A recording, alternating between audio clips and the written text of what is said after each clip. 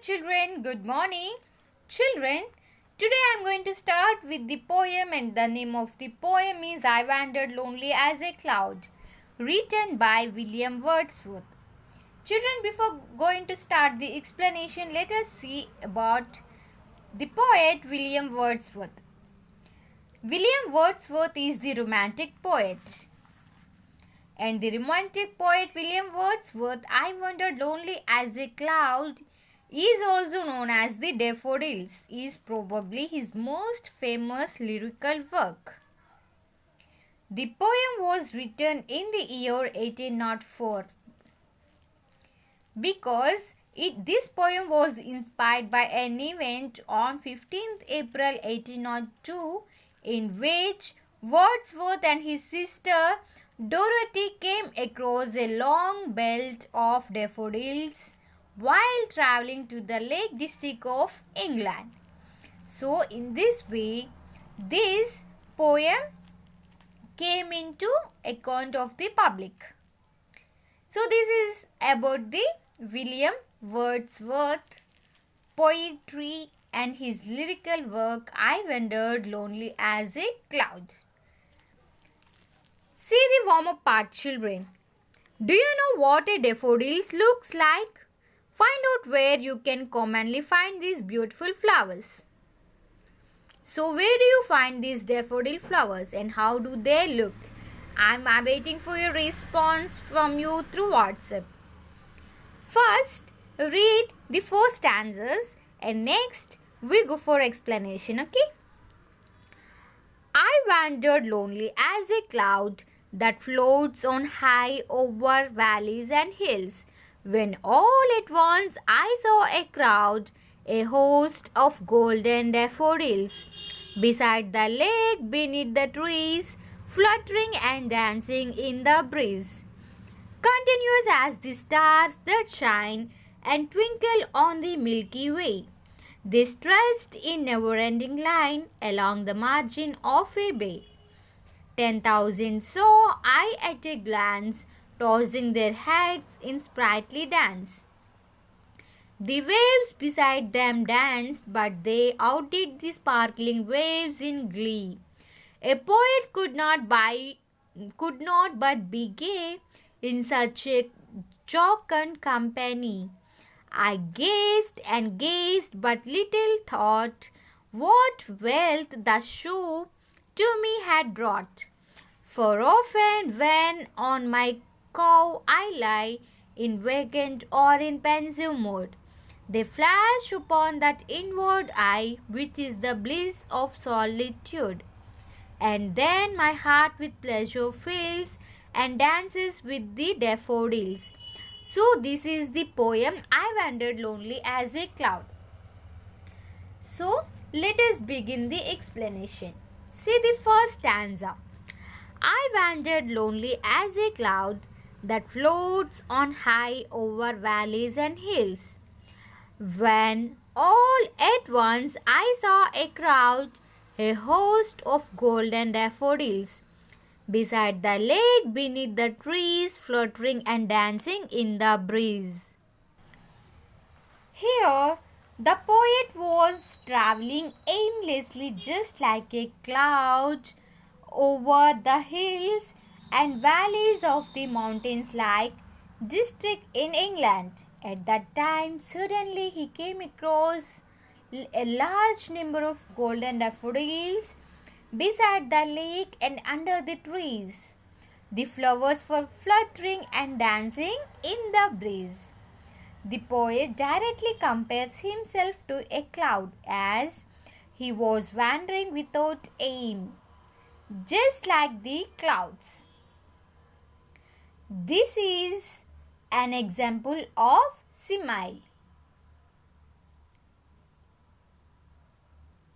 Simile is a figure of speech where two things are compared using as or like, okay? He also uses the expressions like crowd and host to mean that he saw a large area covered with a whole lot of daffodils. In the last line, the poet personalizes the flowers by saying that they were fluttering like birds or butterflies and dancing like human beings. There is also an indication that it was a breezy day. So we get an overall idea of the landscape, which includes the valleys and hills, the lake, the trees, the flowers beneath them, and the breezy atmosphere. Now let us see the second stanza. Continuous as the stars that shine and twinkle on the Milky Way, they stretched in never-ending line along the margin of a bay. 10,000 saw I at a glance, tossing their heads in sprightly dance. Here is another simile we can see. The flowers are compared to the stars. They stretched in a continuous line just like the stars in a galaxy like the Milky Way. Okay. Moreover, the daffodils were shining and twinkling as they were fluttering in the breeze as the stars. Okay. This comparison with the stars may have a greater implication in indicating that the flowers are heavenly as features. As the stars. The flowers are heavenly as the stars. The flowers were visible as far as the poet could see along the shoreline of a bay. That is why he uses the phrase never-ending line. Here, continuous and never-ending may also suggest that the flowers left an everlasting impact on him. Wordsworth expresses the number of flowers by saying 10,000 saw I at a glance. That indicates that the poet has never seen so many daffodils at once. So he is just overjoyed. This type of exaggeration is called hyperbole. Okay. Next, now see the third stanza. The waves beside them danced, but they outdid the sparkling waves in glee. A poet could not but be gay in such a jocund company. I gazed and gazed, but little thought what wealth this show to me had brought.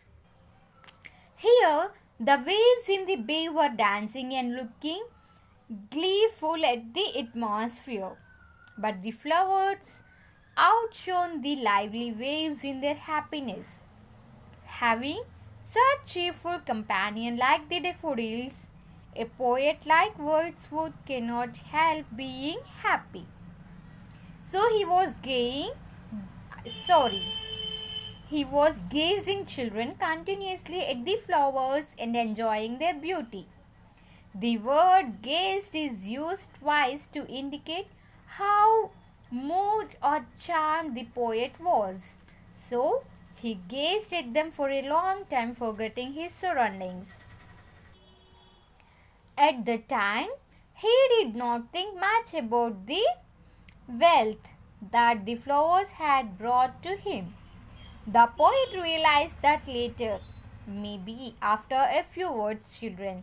This wealth is the happiness and the pleasant memory that he enjoyed for a long time since the day. So this is the third stanza. Now let us see the fourth stanza. For oft, when on my couch I lie in vacant or in pensive mood, they flash upon that inward eye, which is the bliss of solitude, and then my heart with pleasure fills and dances with the daffodils. Oft means here often, okay? And vacant means not thinking of anything serious. Pensive means deep in thought. Inward eye means one's mind. Bliss means complete happiness. Solitude means being alone.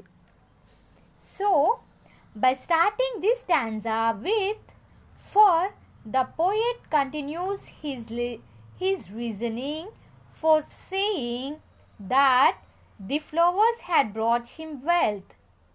He clarifies why the sight of the flowers was so important in his life. Whenever he lies on his bed in a vacant or thoughtful mood, the daffodils flash upon his inner eye, that is, his imagination, children, okay? The daffodils have become an everlasting memory for the poet whenever he is lonely. And whenever he sees the flowers in his imagination, his heart fills with pleasure and mind dances with the dancing daffodils. This shows the poet's intense feelings. The poet has been able to depict the landscape and express his mind so vividly in so simple language and form, children, that really draws one's attention towards daffodil flowers. And that is why this poem has been one of the most read and mentioned subjective poem in the history of English literature. I Wandered Lonely as a Cloud, written by William Wordsworth. So this is all about the poem.